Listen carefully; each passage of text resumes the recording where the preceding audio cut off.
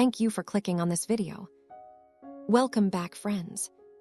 She was tying her hair up at the kitchen sink when I walked in from work, the scent of rain and exhaust clinging to my jacket. I held up the greasy paper bag of takeout, the warmth a small promise against the evening chill. Movie night, I announced. Couch, blanket, pick anything that doesn't involve capes or a cinematic universe. She didn't even turn. Can't tonight, the girls are doing a coffee thing. Gossip, you know. A smile flashed in the window's reflection, quick and clipped, like she'd practiced it on a Tuesday. Schedule shift. The ponytail was pulled higher, tighter. Don't wait up. Her hand trembled just enough to blur the line of her eyeliner. That was new. She wasn't scared. She was worried. If I'd known where that single, frayed thread would lead, I would have bought a different dinner and a lock with faster screws. I set the food down on the counter with a soft thud. 10 minutes. Sit. Eat with me. It'll get cold. I promised Jenna I'd help her pick out tiles. Her voice stretched the word promised, giving it a weight it didn't deserve. She reached for her tote, already packed and waiting by the door. You're nervous, I said.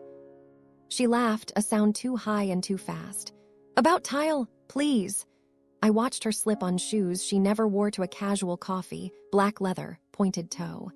The kind you choose when you know someone will be looking too closely. Text me when you're headed home, I told her. Why are you my dad now? No, I'm the guy who bought dinner. She pulled the door shut with her shoulder. Don't be dramatic, Aaron. The deadbolt clicked into place with a sound of finality. The house was quiet in that church basement way after everyone has left. Chairs, crumbs, nobody. I ate alone. The food tasted like cardboard with an alibi. Scene 1 opened right there. Kitchen table, 2 plates, 1 used. The signal was plain. I started with patience anyway because that's what grown men do before they stop. When she got back near midnight, I was in the garage, sorting wrenches by size under the cool fluorescent light. The smell of oil and old wood was a comfort. You're up, she asked, stepping inside, her phone held face down in her palm like a secret. I work early. I told you not to wait. I told you to text.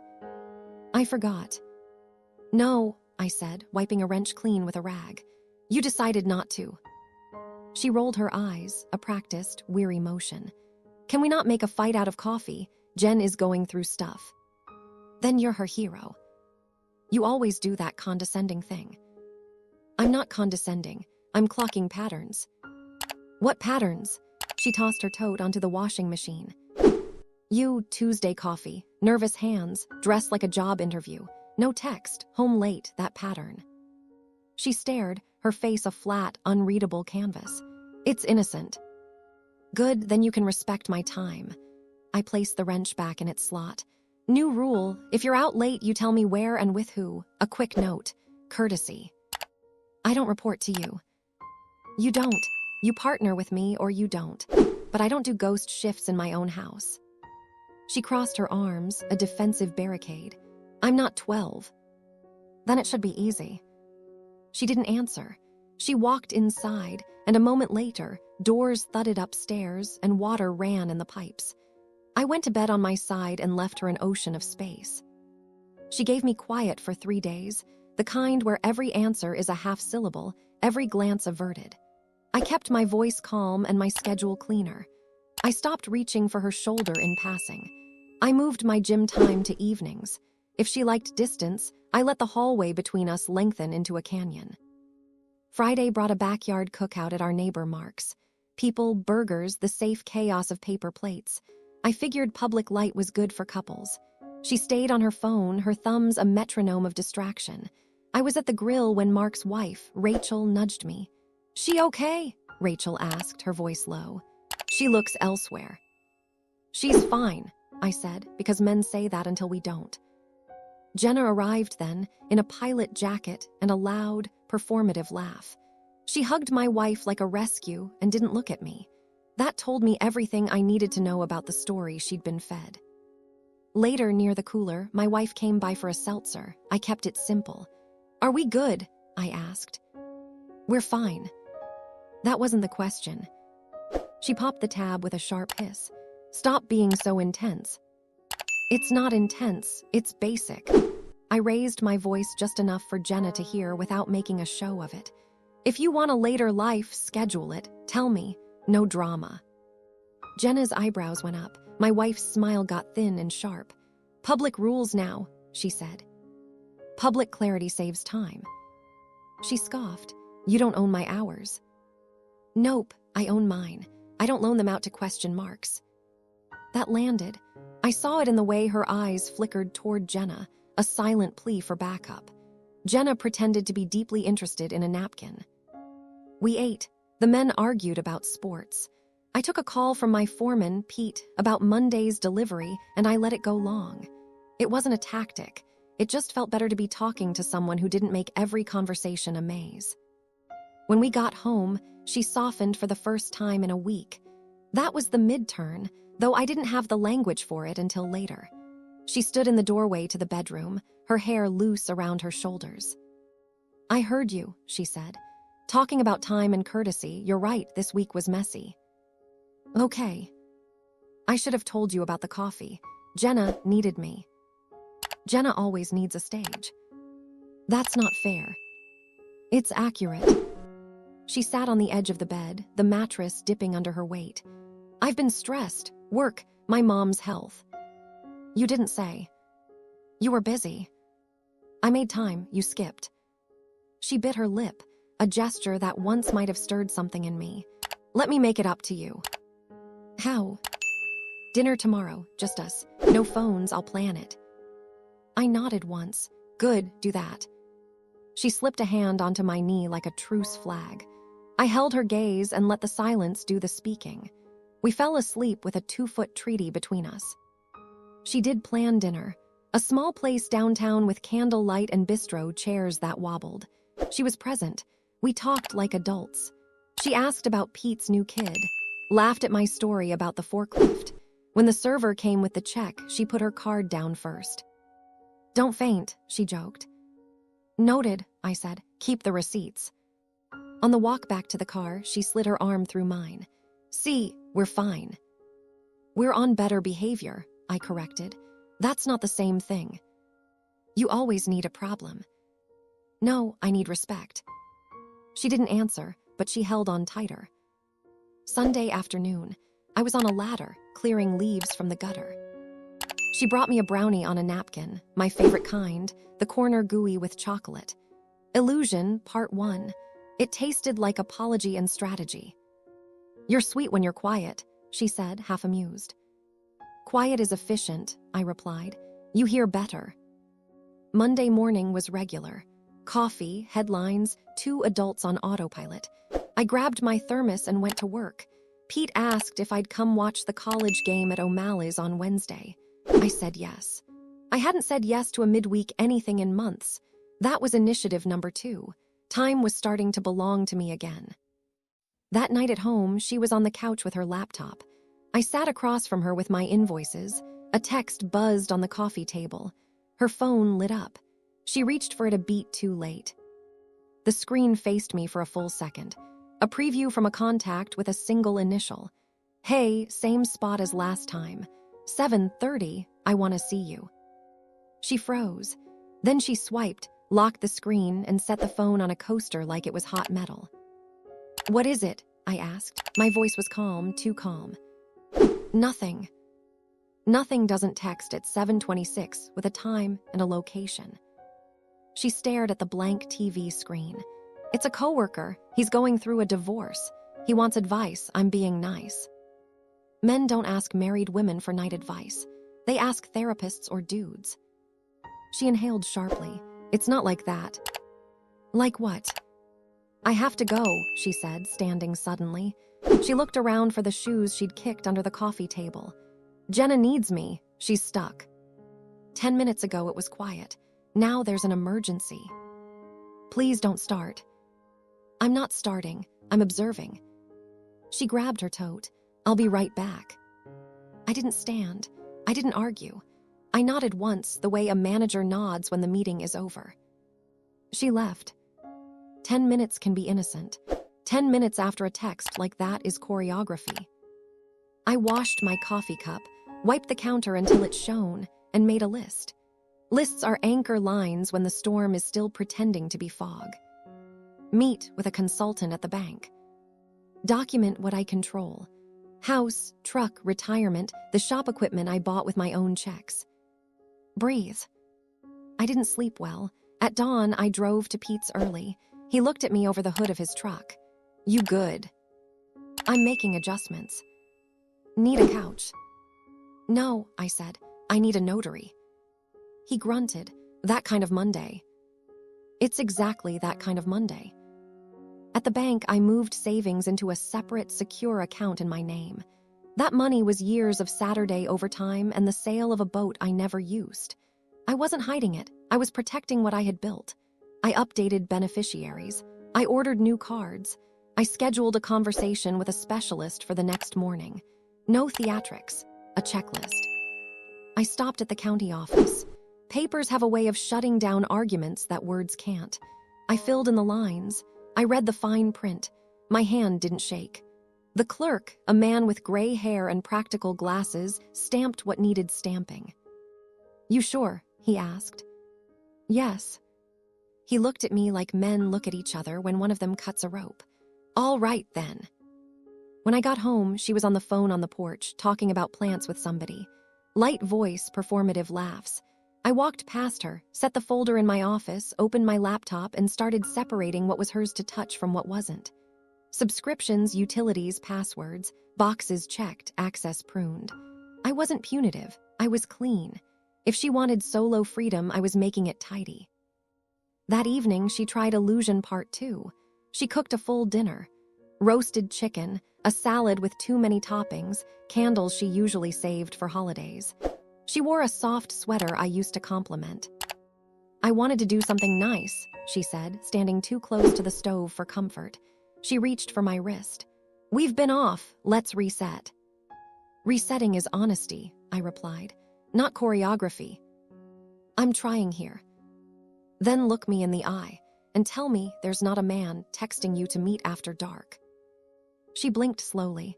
You're obsessing. I'm verifying. You're controlling. I'm setting standards. We ate in a silence punctuated by the clink of cutlery. She kept starting sentences and abandoning them like shopping carts in a parking lot. After dishes, she sat beside me on the couch. Her hand crawled over and rested on my forearm. I let it lie there and didn't move to meet it. You're cold, she murmured. I matched temperature. That's petty. It's a mirror. She sighed, a heavy, dramatic sound. You can be unbearable. Noted. Wednesday, I went to O'Malley's with Pete and Mike. We watched the game, yelled at missed shots, ate wings that tasted like freedom and heartburn. My phone stayed on the table, face up. Nobody texted a location. Mike looked at me over his beer. You're quieter than usual. Thinking. About walking or fixing. About finishing, I said. He nodded. There's a calm in the finish. When I got home, the house was dark. Her car wasn't in the driveway. I sat in the truck for a minute, listening to the engine tick as it cooled, then went inside. Lights, quiet, a couch that felt like a witness. At 11:58, I called her, straight to voicemail. The tiny, efficient click of being brushed aside. I called again. Decline. The kind of decline that says, I'm busy with something better than you. At 12:03, my screen lit up with a text from her. I'll call when I'm free. I typed back without heat. Don't need the call, stay with him. House is closed to you tonight. Then I blocked the number. I stood. I took the folder from the office, placed it on the dining table, and pulled 2 suitcases from the hall closet. I packed her clothes cleanly, the way you break down a job site so the next crew can't say you left a mess. I didn't take everything, just the essentials, the pieces she used daily. I set the bags by the front door. On top, I laid the documents, the lines, the signatures, the dates. Order distilled.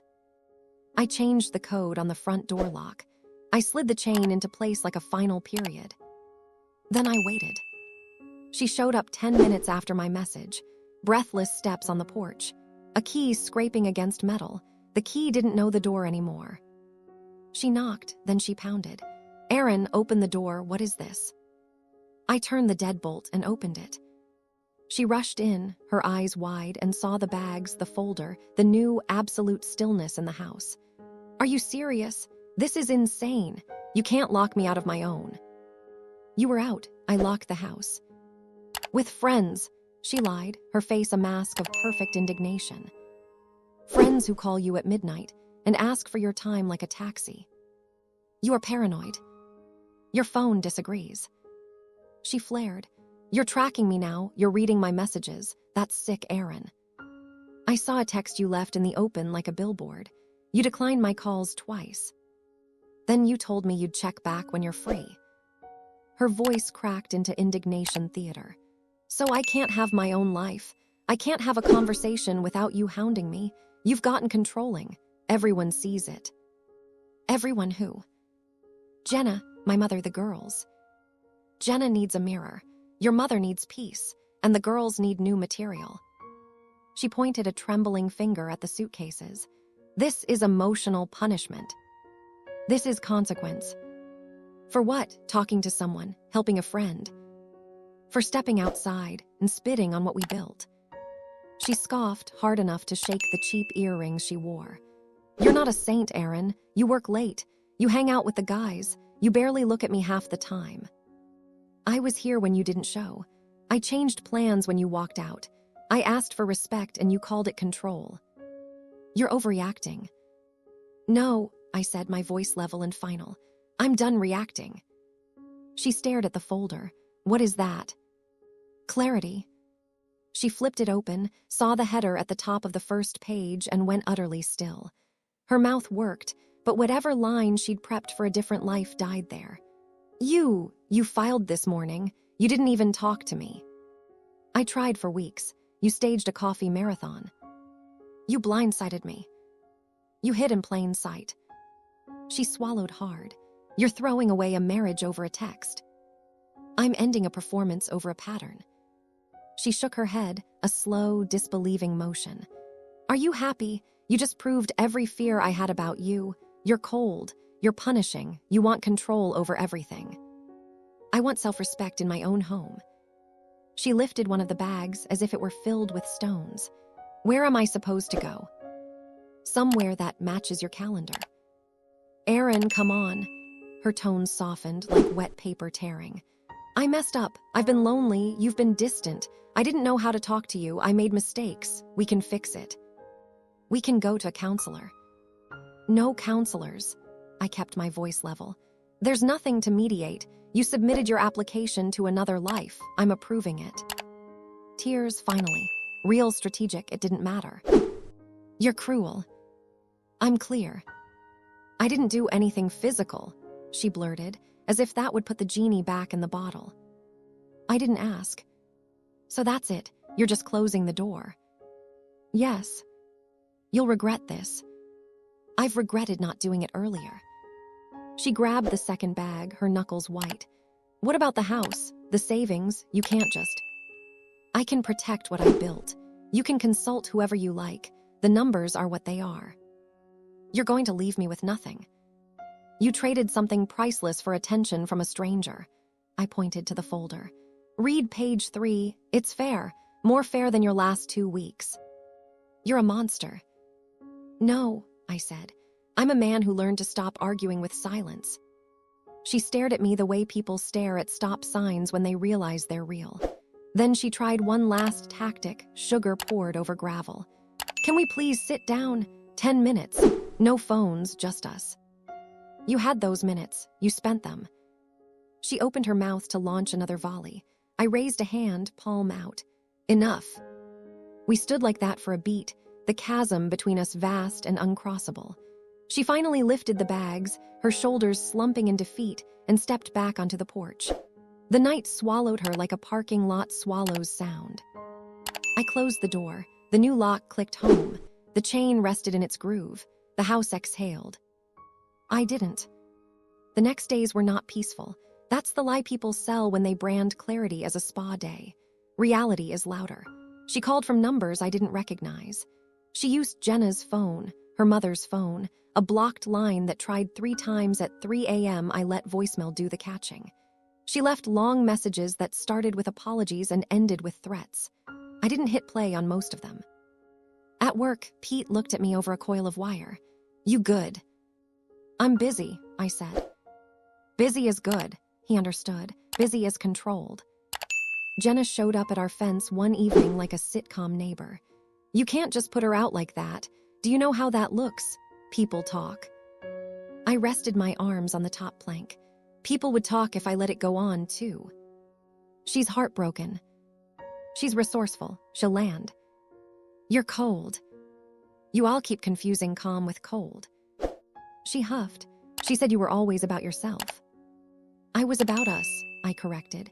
"She was about a rotating audience." "You're impossible." "And you're dismissed." I walked back inside. That was my public boundary. Witnessed. Simple. The divorce walked itself forward because I had put it on rails. Numbers got tallied. The house was mine before we met.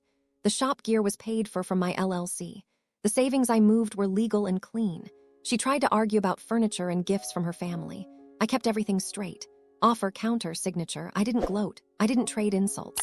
I didn't meet at diners to talk it through. I extended the same courtesy I asked for in traffic. Signal, merge, keep moving. In the middle of the chaos, my neighbor, Mrs. Patel, caught me by the mailbox. "Big changes," she said, her eyes holding compassion, not gossip. "Necessary ones," I answered. "Peace will come," she said softly. "Not first, but it will." She was right about the order. It didn't come first. I kept my routine clean. Gym, shop, house. I stopped cooking for 2. I kept the bed at its new size. When friends invited me out, I went. I didn't ask permission from ghosts. One night, Mike dragged me to a trivia game at the bowling alley. A woman named Claire sat across from me, asked about my truck, and called me out when I misremembered a state capital. She wasn't a fix. She was oxygen. I didn't make promises. I said yes to another coffee. That was it. My ex, she didn't like the word, but names are earned, didn't let go easily. She left notes in the mailbox like we were in high school. She tried to corner me in the supermarket parking lot, starting with, "Can we please just," and ending with, "You owe me." I told her the same thing every time. "I owe you the truth. You got it. The rest is paperwork." The day the papers finalized, I didn't throw a party. I went to work, put in a solid 9 hours, and drove home on a road that looked the same but didn't feel like a loop anymore. I parked, sat for a minute in the driver's seat, and let the silence just be silence. I see my friends more now, not as a distraction, just as life. There's a poker night at Pete's garage where the buy-in is small and the stories are better than the hands. There are Saturdays where I drive out past the river with no one checking a clock. There's Claire, who still doesn't let me cheat on trivia and doesn't treat me like a project. She asks where I want to go on Sundays, and she means it. People ask if I miss my marriage. I missed the version I signed up for. That one was clean. The version I had at the end was a play with too many understudies. She didn't get the house. She didn't get the savings. She got what made sense and nothing you could spin into a prize. I didn't slam the door on her life. I just shut mine to her. She moved into a small place across town with thin walls. I hear things from people who still orbit her. How she tells the story depends on the room she's in. Sometimes I'm the villain. Sometimes I'm the stone she threw herself against. It doesn't matter. She's chasing sympathy. I'm not in those stands. The only thing I regret is the time I spent explaining the basics to someone who had already picked a different classroom. I gave patience. She gave excuses. In the end, I handed her the one thing she kept pretending she wanted: freedom. There's a simple line I keep taped inside my toolbox now, a reminder written on a greasy index card. It isn't spiritual wisdom or something you'd print on a mug. It's practical. Respect is the first bill due. When it's not paid, you cut the service. You don't threaten, you don't posture, you don't count to 3. You shut it off and you move on. That's not cruelty, that's maintenance. Thanks for watching PastQuest. If you enjoyed the journey into history, don't forget to like, share, and subscribe for more amazing stories from the past. See you in the next quest.